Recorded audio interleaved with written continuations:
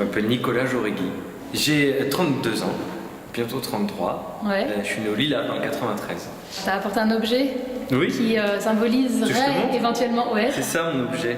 D'accord. Ça paraît pas grand-chose. Qu'est-ce que c'est? Tu peux nous le décrire parce que. Un legging de sport. C'est un objet tout à fait banal. Ouais. Mais c'est un objet qui pour moi symbolise un peu parfois ce qui peut être ce pourquoi on fait aussi ce sport, en tout cas du sport, et en même temps pourquoi c'est ridicule. C'est-à-dire que explique-nous. Moi j'ai toujours été gardien de but au foot. D'ailleurs j'ai toujours été gardien de but dans tous les sports, même au handball quand j'en ai fait, et même au hockey quand j'en fais. Donc, et je crois qu'en fait, j'ai compris pourquoi. Je crois que c'est pour la tenue. Et ce legging, c'est un legging qu'on met sous son short. D'accord. On met les chaussettes par-dessus, on met le short par-dessus. C'est pour pas avoir froid quand on est bien. C'est aussi pour protéger les jambes si on veut pas mettre un gros pantalon. Mais j'ai un souvenir, de nombreux souvenirs de l'équipement que j'avais quand j'étais petit et gardien tout petit. J'ai commencé à 6 ans, où j'avais des gros pantalons avec des gros rembourrages. Tu pouvais plus bouger quoi. On a l'air un peu de super-héros quoi, avec les gants, tout ça. Et il faut avouer quand même qu'on fait aussi du foot parce que, en tout cas gardien de but, parce qu'on a envie de passer la tenue quoi. On se rend pas compte à quel point. D'ailleurs si on se rend compte parce qu'il y a eu cette pub avec Zidane où il enfilait ses chaussettes. Ça c'est un gimmick qu'il y a beaucoup chez les footballeurs. Je mets toujours la chaussette gauche d'abord et puis la droite. La gauche toujours avec son accent du sud, bon je fais mal. Et en fait on se rend pas compte à quel point ces objets, comme celui-ci, sont tout autant de rituels en fait.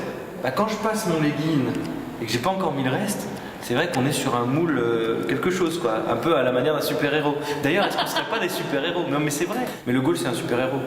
Oui, c'était la question. C'est sûr, bien sûr. Il est le dernier rempart. Donc il peut sauver toute l'équipe. Donc il sauve la Terre. Il sauve toute l'équipe. Et en même temps, il est seul. C'est un poste solitaire. C'est un poste à part. Donc quand on est gardien, on est un peu bizarre. Le gardien, c'est un peu le mec bizarre. Soit c'était le mec qui, à la base, dans la cour de récré, c'était celui qui était le moins bon, on le mettait au but. Et puis il a réussi à en faire quelque chose, finalement il est devenu bon. Ou alors il a arrêté le foot, il a fait autre chose. Donc bon. Ou alors soit, c'est le mec qui est allé au but parce qu'il voulait être différent. Il voulait se démarquer.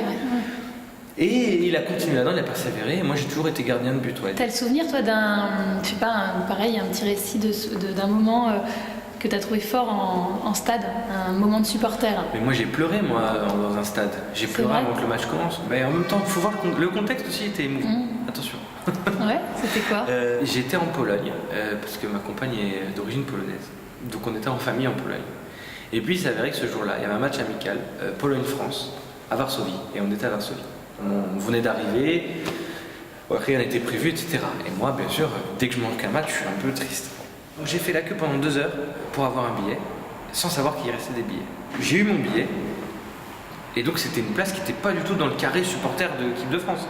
C'était une place qui était au milieu des Polonais, quoi. Sachant que moi, je parle absolument pas polonais. Enfin, je dis bonjour, au revoir.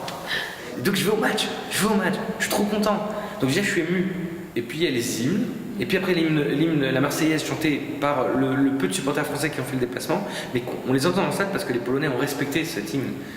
Et donc même si j'aime pas ce que raconte cet hymne, c'était quand même fou. Et en fait, après les hymnes, j'ai pleuré quoi.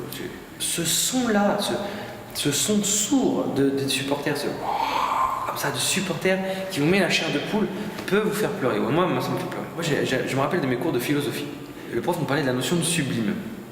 C'est quand on se sent petit et dépassé par ce qui nous entoure, et notamment tout ce qui a trait à la nature. Par exemple, tu es là, en train de faire du ski, pendant tes vacances, et puis tu t'arrêtes, paf, tu te rends compte que tu es en pleine montagne, quoi.